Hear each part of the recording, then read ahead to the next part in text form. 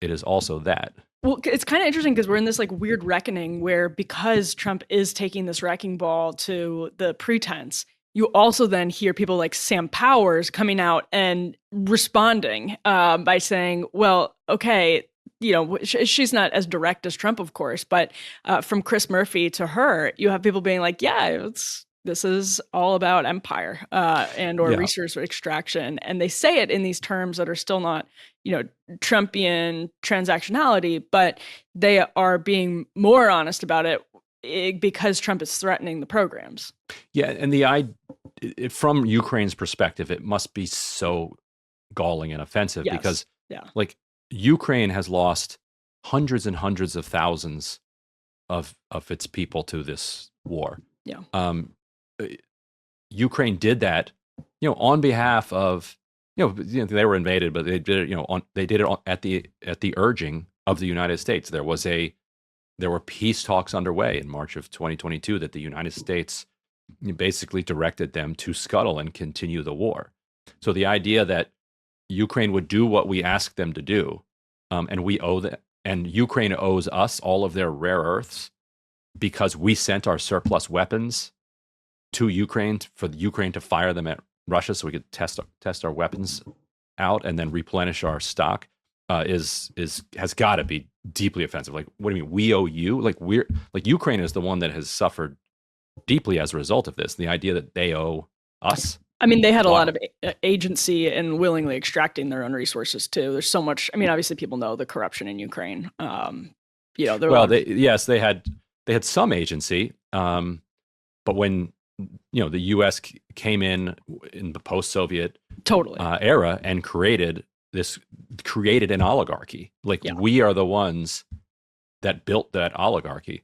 So, in did the what did an individual Ukrainian have Yeah. Totally. at his or her disposal Yeah. to do anything again, about those oligarchs?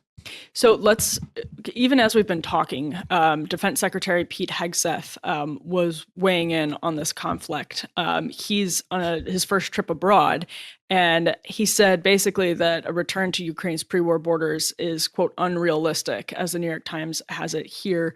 Really interesting, not surprising, but quite an Hmm. interesting comment there from Pete Hegseth on his first trip abroad. He's at a NATO meeting in Brussels.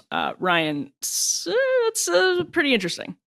Yeah, I mean, this is it. Like, Yeah. once you have the Secretary of Defense telling the Ukrainians that Hmm. it is an unrealistic objective, an illusionary goal, and it's not going to happen, that you're going to give up territory, then they have to give up territory because that means that is the U.S. negotiating starting point. So obviously, zero chance Russia comes back with a proposal that restores all of Ukrainian sovereignty. So this is a huge step for Hegseth to say this out loud, and it comes as let me see if do you have this handy or should I The pull it Scott up? Bessent. Yes, Yes, go I ahead. can share that right now. And it's also interesting, just as I'm pulling it up, to think about there were some actual questions about Pete Hegseth and whether he was really like new right MAGA or old right MAGA, because he does come with, a lot of he's said so many different things over the years. Like, it's just an interesting kind of question. And people didn't know if he was like just still kind of a neocon with America First style. But this is a pretty strong indication of where his foreign policy is headed. Yes, and from all the sources that I've spoken to who are close to Hegseth, they have been very clear and explicit Yeah. to me that this is an America First guy. Like, he is that's who he is. Whatever his politics may have been in the past, like, there are been a lot of Republicans who um have evolved into this America First thing, and some of the conversions have been real, some of them haven't. Right. In some ways, it doesn't matter because whether he meant what he just said or whether he didn't mean it doesn't matter. He said it. And here, let me add this this Hill article. Basically, these comments from Hegseth. This one, Ryan. Oh, there it is. Yeah, come Zelensky after poses. Zelensky has opened the door toward these negotiations in the sense of, there's some Russian territory in the Kursk region that Ukrainians control. He is saying that they will swap some of that land for some of the territory that Russia controls. And key in his comments is that he said they're not prioritizing which territory would be swapped. All of it is a high priority, which means that they're not talking about demanding all of it. That this is a implicit concession that Ukraine is going to have to turn over some territory. Now, at the same time, Russia is demanding not just the territory that they currently control, but additional territory that they claim they ought to have some legal right to. And we can say also, we'll find out. Oh, sorry, Ren, I didn't mean to interrupt. I was going to say, we'll also sort of find out what Scott Bessent's approach to all of this is too, because Donald Trump posted on Truth Social yesterday that he's like dispatching Bessent to Ukraine to end the war. So similar kind of dynamic at play with Pete Hegseth and Scott Bessent. Sort of, it's a kind of a litmus test, I would say. Yeah, and the cost to Ukraine of following the U.S. direction in continuing to wage this war is going to be absolutely enormous. It looks like there will be a much worse deal on the table than may have been achievable. Whether it was achievable or not, we don't know. But the Ukrainians were basically blocked from going for it. It is a very, very blunt signal to other countries around the world of what the price is for following the directions of the United States. It's that there was that famous Kissinger quote where he says it's dangerous to be an adversary of the United States, but to be a friend is deadly. And that was the case for Ukraine. Just today you've had multiple kind of European leaders bucking the Trump administration and saying that what they need to do in the future is pivot towards China, a much more kind of reliable partner and one that they see on the upswing.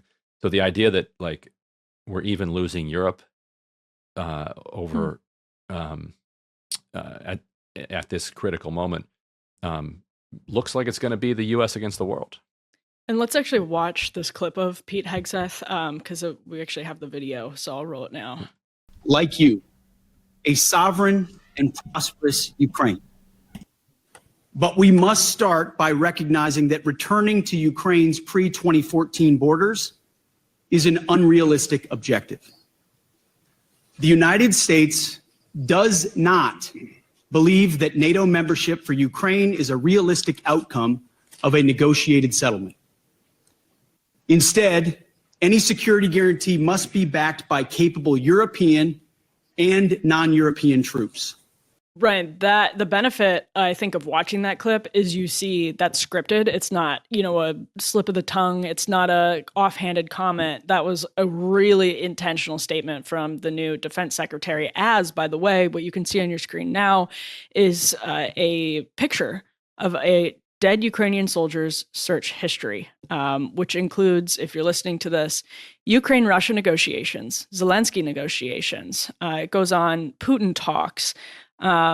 Trump, when will the war end, is absolutely gut-wrenching to see that.